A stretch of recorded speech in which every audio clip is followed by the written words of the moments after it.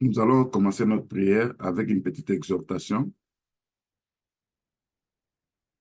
parce que la vie prière, la parole de Dieu nous dit, ici c'est la terre, nous sommes dans un combat. C'est un combat qui est spirituel. Parce que vous allez voir que tout ce qui se passe sur la terre, pour que l'enfant puisse naître, c'est un combat. Il y a des gens, des femmes pour attraper, pour que ces femmes-là soient enceintes. Elles doivent lutter, elles doivent chercher par-ci, par-là, à gauche, à droite. Des fois, il y a des ceux-là qui sont en train de gêner nuit et jour, cherchant toujours la face du Seigneur pour avoir cette bénédiction qu'on appelle les enfants. Vous allez voir même que dans la Bible, l'apôtre Paul dit à Timothée, combat les bons combats de la foi. Saisis la vie éternelle à laquelle tu as été appelé. Comment est-ce qu'on peut combattre un bon combat? Parce que le combat en soi n'est pas quelque chose de bon. Dans les combats, il y a les blessés, il y a de ceux qui meurent, il y a de ceux aussi qui abandonnent. Tu vois, l'apôtre Paul pouvait dire dans 2 Timothée 4, verset 7, j'ai combattu les bons combats, j'ai achevé ma course, j'ai gardé la foi. C'est pour vous dire que ici, sur la terre, nous sommes dans un combat permanent. Et ce combat, nous n'avons pas à lutter contre les humains, nous n'avons pas à lutter contre les hommes et les femmes, bien qu'eux sont aussi des instruments que les diables utilisent pour nous combattre. Mais le combat que nous avons, c'est un combat d'ordre spirituel. Parce que le livre d'Éphésiens, chapitre 6, le verset 12, l'Écriture nous dit, revêtez-vous, car nous n'avons pas à lutter contre la chair et le sang, mais contre les dominations, contre les autorités, contre les points de ce monde des ténèbres, contre les esprits méchants dans les lieux célestes. Donc, le combat que nous avons sur la terre, ce n'est pas un combat charnel. Dans ta vie, pour toi, quand tu constates, tu déclares aussi, il y a telle personne qui me combat, il y a ma femme, il y a mon mari, il y a mes frères, ma mère, mon père. Il y a des ceux-là même qui vont souhaiter que leur père ou leur mère puisse mourir parce que ce sont des sorciers, ce sont des gens de la mauvaise vie. Tu verras que même quand tu souhaites ça, d'abord en tant qu'enfant de Dieu, tu ne peux pas souhaiter la mort de tes ennemis. Tu ne peux pas demander à Dieu que Dieu puisse faire mourir quelqu'un parce qu'il te combat. Non.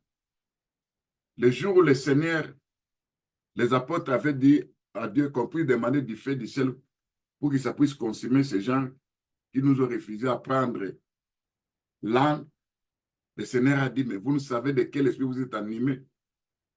C'est pour dire que le problème de beaucoup des enfants de Dieu, le problème des saints aujourd'hui, ils ont adapté leur combat à un niveau charnel. Mais tu vas constater que dans ta vie, peut-être tu avais pu souhaiter la mort de quelqu'un qui te combattait. Chose qu'un enfant de Dieu ne peut pas souhaiter ça. Dans la Bible, on dit que nous devons prier pour nos ennemis. Nous devons bénir ceux qui nous persécutent. Mais vous allez constater que s'il est arrivé que cette personne était morte il y a longtemps, mais tu continues, tu vas les voir dans tes songes. C'est pour te dire que ce n'est pas cette personne-là. Ce sont des esprits qui te combattent. Et l'apôtre Paul a parlé sur quelques catégories des esprits avec qui nous combattons. Il a parlé sur les dominations, sur les autorités, sur les princes de ce monde des ténèbres, sur les esprits méchants dans les lieux célestes. Ce que tu dois noter, que nous sommes dans un combat permanent. Ce combat prendra fin le jour où nous irons à l'enlèvement. C'est ce jour-là que ton combat prendra fin. Donc, chaque jour, chaque nuit, chaque heure, tu es dans un combat permanent. Et tu es tenté de combattre. Regardez un peu dans la Bible. Vous allez voir que quand Dieu nous parle des combats spirituels, je vous ai parlé sur la naissance d'un enfant. Je prends par exemple la vie de qui? De Rachel. Sur le livre de Genèse 30, je vais lire cette écriture pour vous expliquer que nous avons des combats. Mais chaque personne a un combat qui est limité en rapport avec son problème. On n'a pas les mêmes combats. Je prends la vie de Rachel selon Genèse chapitre 30. Je lis le verset 8. D'abord, verset 7. Bilha, la servante de Rachel, devint encore enceinte et enfanta un second fils à Jacob. Rachel dit, j'ai lutté divinement contre ma sœur et j'ai vaincu. Elle l'appela du nom de Nephtali. Donc, vous voyez maintenant que Rachel parle qu'elle a lutté divinement. Donc, il a lutté sur le plan spirituel avec sa sœur. Oh, sa sœur était sa rivale, qui était Léa.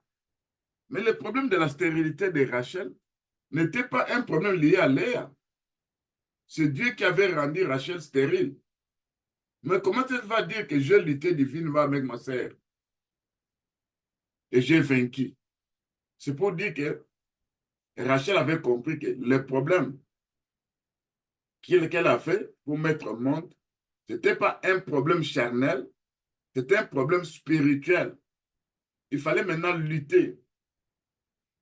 Vous allez constater aussi que dans la vie de Jacob, dans le livre de Genèse 32, le verset 28, pour que Jacob, son identité puisse changer, parce que son premier nom était Jacob, qui veut dire usurpateur. Donc, celui qui usurpe, celui qui arrache, celui qui vole. Mais le jour qu'il a lutté avec Dieu, l'Écriture nous dit, dans Genèse 32, le verset 24, non, oui, Jacob demeura seul, alors un homme lutta avec lui jusqu'au lever de l'aurore. Donc, c'était pendant la nuit que Jacob a lutté.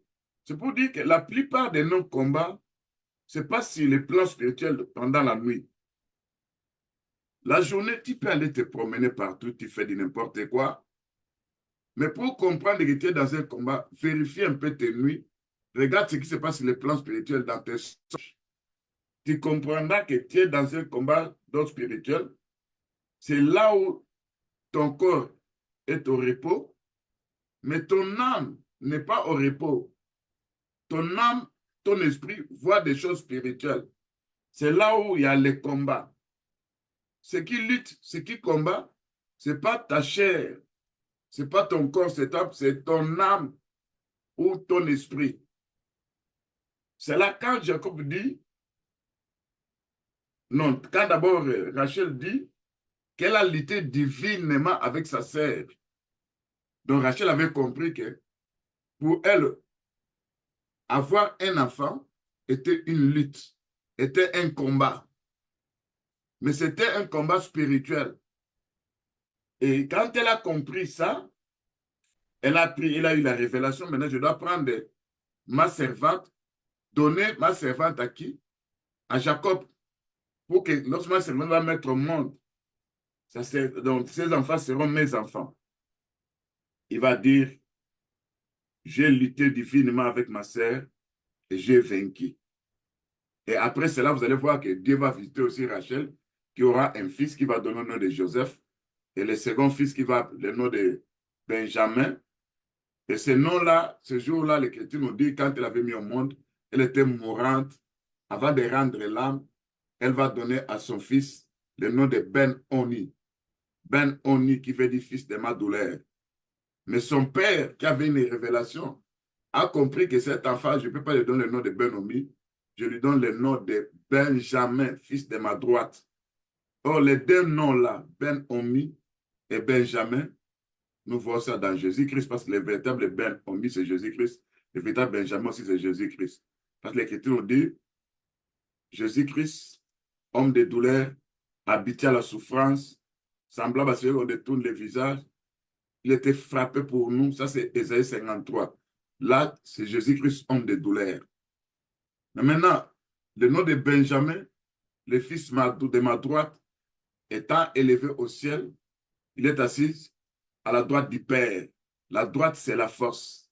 La droite, c'est la puissance. Vous comprenez que Jésus-Christ était Ben-Omi, il était aussi Benjamin. C'est pourquoi vous allez comprendre que dans cette lutte spirituelle, Rachel avait compris quelque chose. Que pour avoir des enfants, je dois lutter. Je dois chercher Dieu afin que Dieu puisse m'exaucer. Dieu, maintenant, à son tour, il veut travailler avec Jacob. Jacob avait l'identité qu'on lui avait donné, Jacob, qui était un usurpateur. Et vous allez voir que malgré, selon le plan de Dieu, Dieu avait béni Jacob dès le sein maternel, mais la vie de Jacob était une vie de lutte. Pour réussir, il n'y avait que des combats. Quand il est allé chercher ses femmes chez son oncle, il n'y avait que des combats. Il va parler de tout ce qui s'est passé dans sa vie. Mais le dernier combat qu'il avait eu, c'est la nuit, quand il resta seul, il lutta avec un homme jusqu'à l'aurore, jusqu'au lever de l'aurore. Voyant qu'il ne pouvait le vaincre, donc voyant que cet homme ne pouvait pas vaincre Jacob, il le frappa à la moitié de la hanche. Et la moitié de la hanche se démit pendant qu'il était avec lui. Et cet homme dit, laisse-moi aller, car l'horreur s'élève. Jacob répondit, je ne te laisserai pas aller, que tu m'aies béni. Vous comprenez que pour être béni, tu dois chercher Dieu. Tu dois lutter avec Dieu. Tu dois invoquer Dieu. Et le véritable Jacob qui avait lutté avec Dieu et les hommes, parce que le Seigneur va lui dire ceci, quel est ton nom? Là, il veut changer son identité. Il dit, mon nom c'est Jacob. Alors, le Seigneur va lui dire, tu ne seras plus appelé Jacob, mais tu seras appelé Israël. Car tu as lutté avec Dieu et avec des hommes, tu as été vainqueur.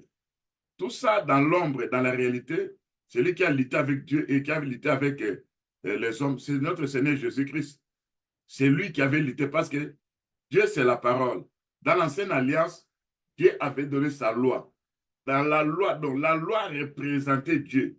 Mais quand Jésus-Christ est venu sur la terre, en Israël, il était venu pour accomplir la loi de Moïse. Pas abolir, mais accomplir. Il devait faire tout ce qui était écrit de lui dans la loi de Moïse. En accomplissant cette loi, c'est là où il a lutté avec Dieu.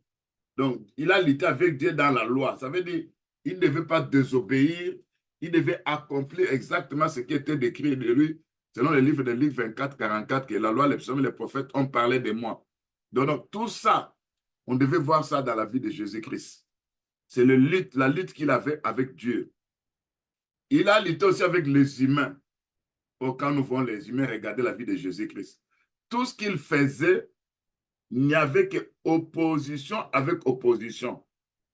Et vous allez voir même le livre d'Hébreux nous dit, nous devons tourner nos regards vers Jésus-Christ. C'est lui,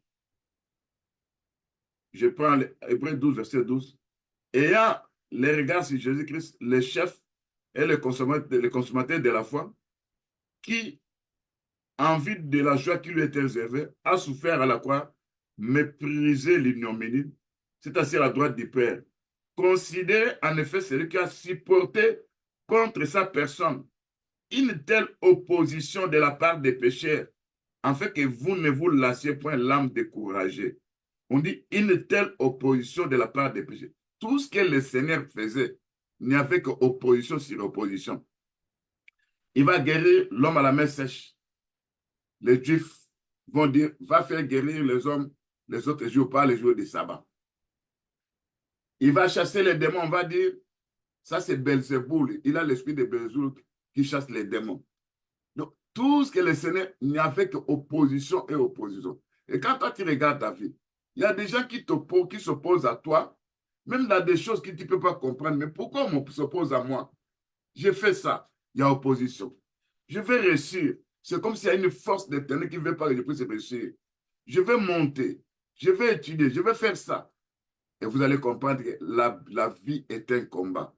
Et ces combats-là, il y a des autres qui commencent avec ça dès leur enfance.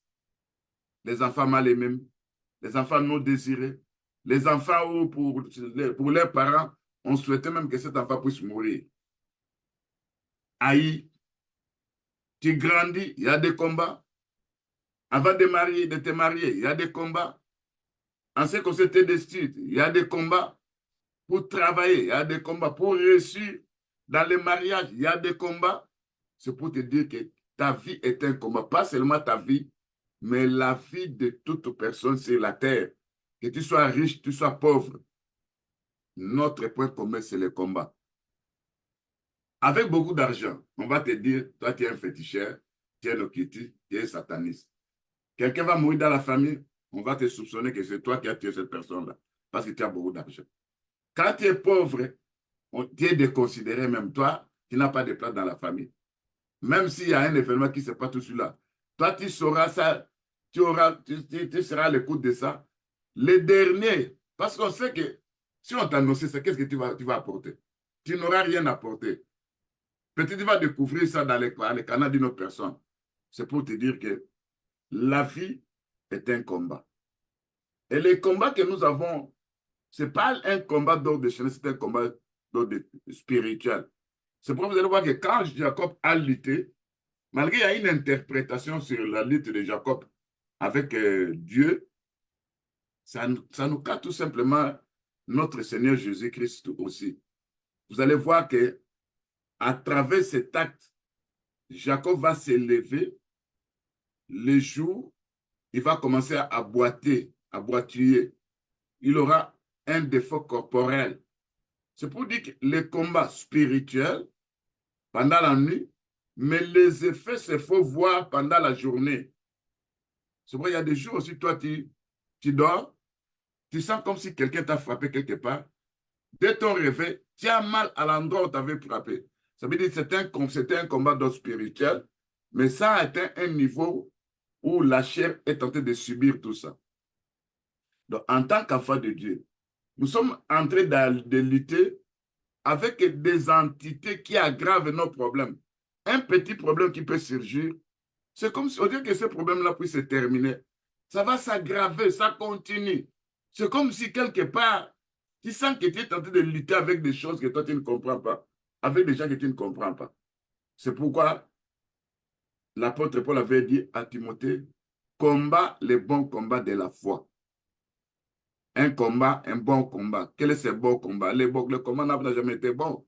Pas dans les combats, il y aura des blessures. Dans les combats, il y aura la mort. Dans les combats, il y aura des échecs. Dans les combats, il y a beaucoup de choses. Mais quand il dit le bon combat de la foi, c'est un combat qui est juste. C'est un combat où toi, tu dois réclamer des bonnes choses que Dieu a prévues sur la terre, ici sur la terre pour toi. En venant sur la terre, tu as une destinée que Dieu t'avait envoyée. Regarde, le Seigneur va dire à Jérémie, Jérémie, avant que ta mère puisse te mettre au monde, dans Jérémie chapitre 1, verset 4, je te connaissais, je t'avais établi prophète. Avant que Jérémie soit conçu dans le sein de sa mère. Donc, Jérémie était connu par Dieu. Il était un esprit auprès de Dieu. C'est pourquoi vous allez voir que même le livre de Psaume 139, l'Écriture nous dit, je vais lire cette écriture-là, en fait, expliquer toujours les combats d'ordre spirituel, parce que tu dois comprendre que ta vie est un combat.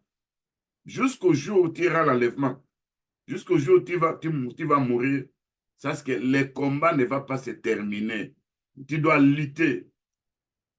Dans le livre de Psaume 139, le verset 16, David va dire ceci. Quand je n'étais qu'une masse informe, quand on dit une masse informe, donc une masse, quelque chose qui n'a pas de forme. Oh, celui qui est informe, qui n'a pas de forme est esprit. Parce que l'esprit n'a pas de forme. Donc, il veut dire que quand moi j'étais encore esprit, il ajoute, tes yeux me voyaient. Si ton livre était tous écrit, les jours qui m'étaient destinés, avant même que ces jours-là puissent exister, ça veut dire avant que la mère de David puisse mettre au monde un enfant, un garçon qu'on appelle David, il était connu de Dieu. Dieu connaissait sa vie. Dieu avait écrit sur un livre le nombre de tous les jours que David devait passer sur la terre des vivants. Mais quand vous regardez la vie de David, c'était toujours un combat. Dans le désert, quand il était avec les brebis de son père, tantôt c'était l'ours qui venait, tantôt c'était le lion. Et il avait dit devant Saül, quand on se faisait perdre les brebis de mon père, quand un ours venait, quand un lion venait arracher l'une des brebis, je courais, je combattais, j'arrachais la brebis. C'est pour dire que même dans le désert, il y avait un combat pour David. Il va lutter encore avec Goliath. D'ailleurs, pour que David puisse être connu, il devait lutter d'abord avec Goliath. C'est là on va demander, à qui est ce fils? Est-ce que Saül ne connaissait pas que c'était le fils d'Ésaïe? Parce qu'avec même cette lutte-là, quand vous regardez dans la Bible nous parle de David auprès de Saül. Mais comment il va demander encore la question à qui est ce fils? Ça veut dire pour qu'on puisse te connaître, tu dois d'abord lutter. Il y a un ennemi que Dieu peut te présenter, un esprit qui peut se présenter, qui te combat. Le jour où tu finiras à vaincre cet ennemi, c'est ce jour-là tu seras connu par le monde. C'est pour vous dire que il y a un ennemi qui te combat. Quel est cet esprit qui te combat? Quel est ton combat? Le Seigneur va dire dans Matthieu 11, verset 12, depuis le temps de Jean-Baptiste jusqu'à présent, les royaumes de cieux, ce sont des violents qui s'en emparent. Quels sont ces violents-là? C'est comme si, pour avoir les royaumes de cieux, il faudra être violent, il faudra être quelqu'un qui doit combattre, et il faudra être quelqu'un aussi qui doit vaincre. C'est pourquoi dans la Bible, vous allez voir que dans les 7 lettres que Dieu avait écrites à l'église, aux 7 églises en Asie, il va parler toujours à celui qui vaincra. À l'église d'Éphèse, Dieu va dire dans Apocalypse 2, verset 7, à celui qui vaincra. À l'église de Smyrne, Apocalypse 2, 11, il va dire à celui qui vaincra. À l'église de Pergame, Apocalypse 2, verset 17, il va dire à celui qui vaincra. À l'église de Thyatire, Apocalypse 2, verset 26, à celui qui vaincra. Donc, à l'église de Laodicée, à l'église de Sardes, à l'église de Philadelphie. Donc, partout, Dieu ne cherche que des vainqueurs. Oh, pour vaincre, tu dois combattre. Quand toi, tu fuis le combat, tu dis, non, moi, j'en ai assez de combats. Bien aimé, même si tu fuis le combat va te poursuivre. Partout, au travail, à la maison, dans tes études, dans ton mariage, pour réussir dans ton commerce, il y aura toujours des combats. C'est pour, en tant qu'enfant de Dieu, nous savons que nous sommes dans un combat permanent, mais nous devons combattre le bon combat de la foi en respectant les règles de ce combat-là. C'est pourquoi ici, c'est la terre. Regarde, Dieu connaissait Jacob. L'identité de Jacob était un usurpateur qui veut dire Jacob. Mais avant que l'identité de Jacob puisse changer, il devait lutter avec Dieu, saisir Dieu. Dieu va lui dire, laisse-moi aller car il y a l'aurore. Donc c'était pendant la nuit. Il va dire, je ne te laisserai point avant que tu puisses me bénir. C'est là qu'il va poser la question, quel est ton nom, Jacob? Il va dire, non, non, laisse avec ce nom-là, Jacob.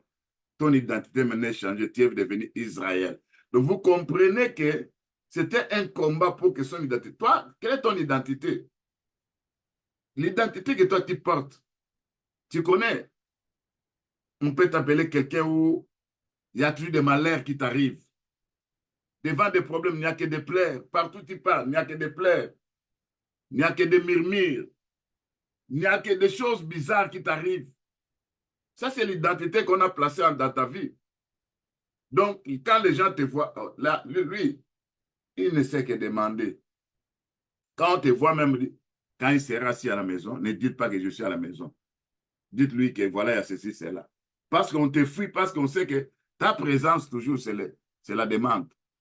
Même quand quelqu'un se trouve en Europe, quelque part, quand toi tu appelles, ton problème, c'est demander. Et on arrive des fois à fuir quand on voit le téléphone sonne, les numéros de qui? C'est les numéros des gens. On dit, on laisse, on ne prend pas les téléphones parce qu'on sait que tu vas demander. De telle sorte que nous, on demande à Dieu. On peut en demander aussi à nos frères et sœurs. Mais quelle est ton identité? Tu as été toujours connu comme quelqu'un qui demande beaucoup. Ou tu as été connu comme étant quelqu'un aussi, on peut demander.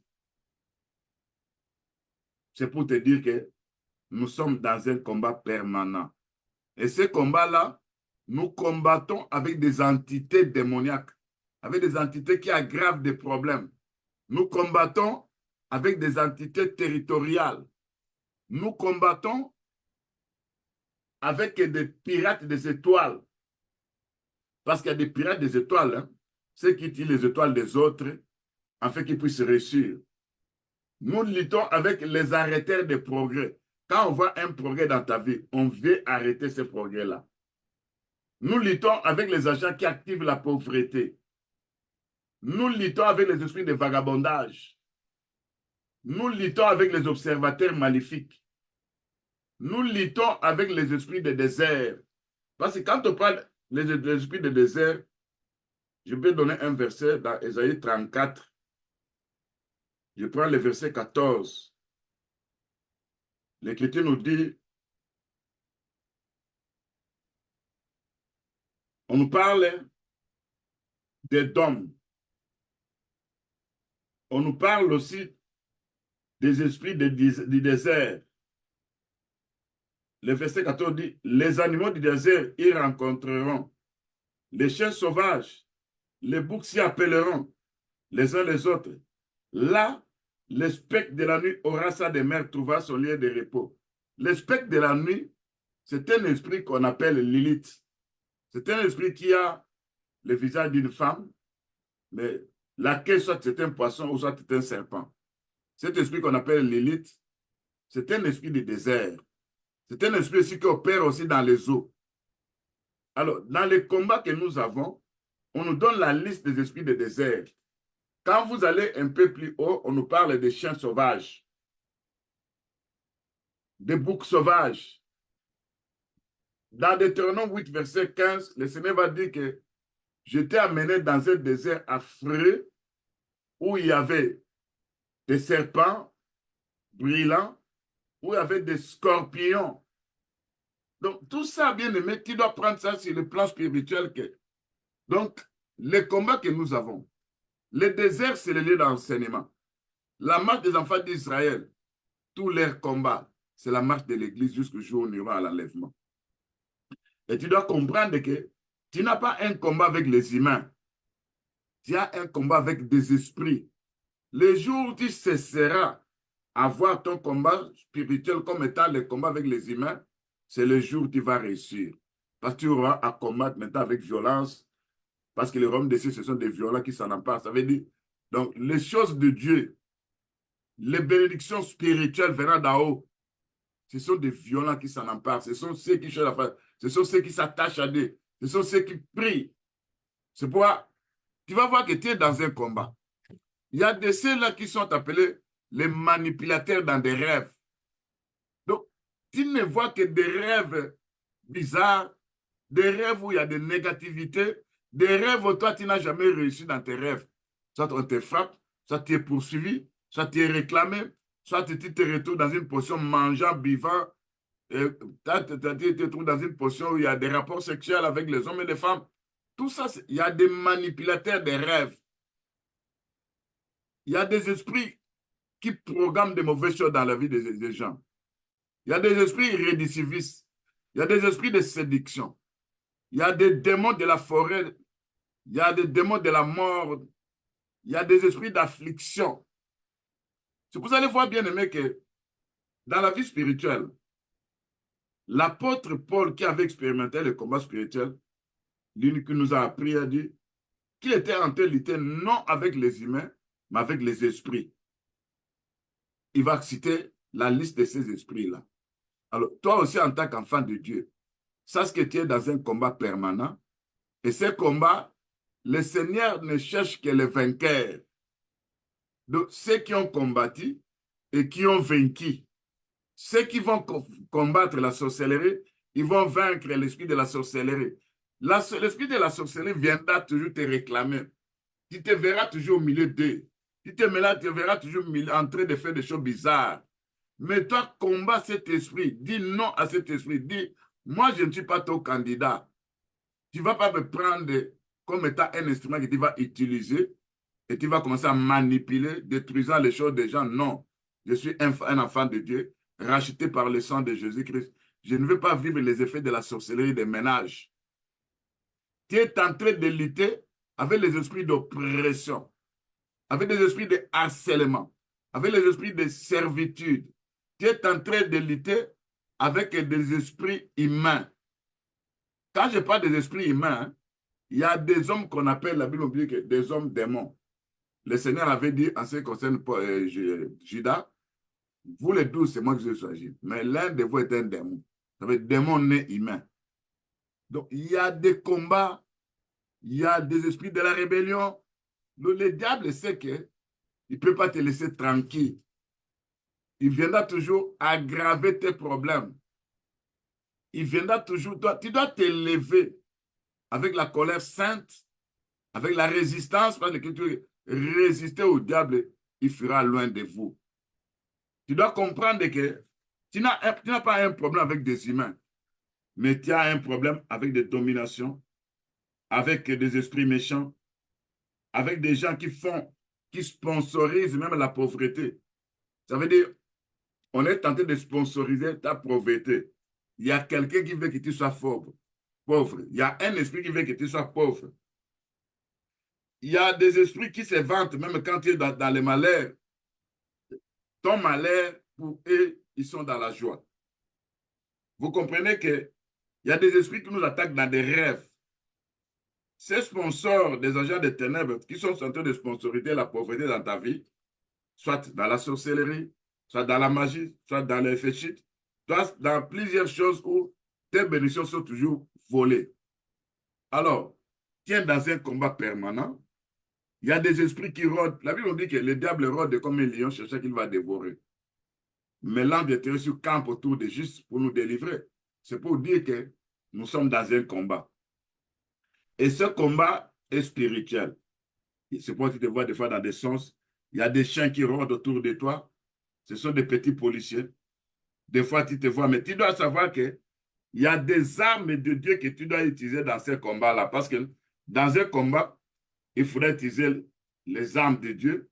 Il faudrait utiliser la parole de Dieu. Ces armes-là sont spirituelles. Il y a des armes, par exemple, qu'on appelle les tourbillons de Dieu. C'est quelque chose de spirituel que tu vas utiliser dans tes combats. Il y a les armes qu'on appelle les tremblements de terre qui s'est effectué quand Paul était dans la prison. Pour que les portes puissent s'ouvrir, c'était le tremblement de terre. Même le jour où Christ était mort sur la croix, il y a eu un tremblement de terre. Les rochers s'effondrent, les épées s'ouvrirent. Plusieurs corps de saints ressuscitèrent. L'arme de tremblement de terre est une arme redoutable. Et quand nous utilisons ça dans la prière, sur les plans spirituels, il y a des dégâts qui se passent et des fois aussi nous sommes libérés dans des emprisonnements des ténèbres. Il y a des tremblements en l'air. Il y a des tempêtes spirituelles. Il y a la fournaise. Il y a aussi, l'ennemi peut utiliser l'affliction pour te combattre. Les afflictions, la Bible dit que si nous avons droit à la souffrance, nous avons droit aussi à la consolation. Parce qu'on appelle notre Dieu, c'est celui qui est le Dieu de toute consolation. Donc, toute consolation, ça veut dire que ce soit n'importe quel problème, c'est lui seul qui peut nous consoler, qui peut résoudre ces problèmes-là. Il y a des armes que toi, tu dois utiliser dans ta prière pour que dans les cas, l'ennemi consente aussi que toi aussi, tu es un violent sur le plan spirituel et que tu résistes au diable et lui, à son tour, il va prendre la fuite. Parce qu'il y a certains esprits qu'on appelle les esprits des déchaînés. Ce sont des esprits qui résistent aux ordres. Ce sont des esprits qui opèrent avec une colère terrible. Ce sont des esprits qui menacent, qui se vantent, qui prononcent des choses qui t'attaquent même dans les rêves. Ce sont des esprits sponsorisés par des agents sataniques. Des esprits sponsorisés par des gens qui font des incantations pour t'apporter malheur et désolation. Des esprits voleurs qui viennent toujours voler ta bénédiction. Et dans ce combat-là, bien-aimé, tu as besoin de chercher ton Dieu afin que ton Dieu puisse intervenir. Tu dois combattre les bons combats de la foi. Et ce jour-là, quand le Seigneur viendra te prendre, soit par l'enlèvement, soit par la mort, tu diras, j'ai combattu les bons combats de la foi. Donc, les Seigneurs ne cherchent pas n'importe quelle personne. Les Seigneurs servent ceux qui ont combattu et qui ont vaincu. C'est quoi dans les 7 lettres de l'Église d'Asie, on a parlé à celui qui vaincra, à celui qui vaincra, à celui qui vaincra. Tu dois vaincre la pauvreté de ta famille. Tu vas vaincre la paralysie spirituelle de ta vie. Tu dois vaincre l'esprit qu'on appelle de la stérilité. Tu dois vaincre l'esprit de femme et mari-esprit. Tu dois vaincre cet esprit de maladie qui veut te détruire. Tu dois vaincre des infirmités spirituelles. Tu dois vaincre les empoisonnements des ténèbres qui viennent à travers les repas oniriques, les repas ultimement dans des songes. Tu dois vaincre des esprits récidivistes. Tu dois vaincre les démons opérant dans des forêts, les esprits des eaux. Tu dois vaincre. Tu dois vaincre les ranimeurs d'affliction. Tu dois vaincre les esprits de dévoreurs. Tu dois vaincre les amputateurs de percées. Quand toi tu veux percer, il y a des amputateurs de percées qui viennent toujours pour te déranger. Tu dois vaincre les gens qui activent la tragédie dans ta vie. Tu dois vaincre le tueur des destins. Tu dois vaincre les esprits qui attaquent les étoiles. Ça veut dire ton étoile. On vole ton étoile. On utilise ton étoile. Au lieu que toi tu sois béni, c'est une personne qui utilise ton étoile et toi, la personne réussit et toi, tu te retrouves dans une situation bizarre. Tu dois vaincre les esprits familiers. Tu dois vaincre l'esprit de la sorcellerie. Tu dois vaincre l'esprit d'oppression. Tu dois vaincre l'esprit de la servitude. Tu dois vaincre l'esprit de la lourdeur. Tu dois vaincre les esprits opérant dans les péchés. Tu dois vaincre les esprits de la rébellion. Et pour vaincre tout ça, tu dois prier. Voilà un peu ce que j'allais dire. Dans le combat spirituel, tu es dans un combat. Sache que ta vie est un combat. Et ce combat, tu n'as pas à lutter avec les humains. Laisse regarder ton père, ta mère, tes soeurs, tes frères, de considérer ton oncle que c'est lui qui te combat. Vois ce qui est en lui. Sache que s'ils te combattent, en eux, le diable a placé un esprit qu'on appelle un démon qui est là pour te combattre. Et toi, ne combats pas ton oncle. Combat l'esprit se trouve dans ton oncle. Et tu verras la réussite. Parce que même tu peux dire, voilà, comme mon oncle vient de mourir, là, je n'aurai plus de combat. Même dans tes songes, tu vas continuer toujours à voir ton oncle dans tes songes, malgré qu'il était déjà mort il y a déjà longtemps. C'est pour te dire que le combat est d'ordre spirituel. Ce n'est pas un combat d'ordre charnel. Alors, tu dois prier, tu dois dire au Seigneur, à ton Dieu, Seigneur, je sais qu'il y a des afflictions, il y a des combats, il y a des réclamations. Mais c'est toi ce qui peut venir me consoler. Nous allons prier.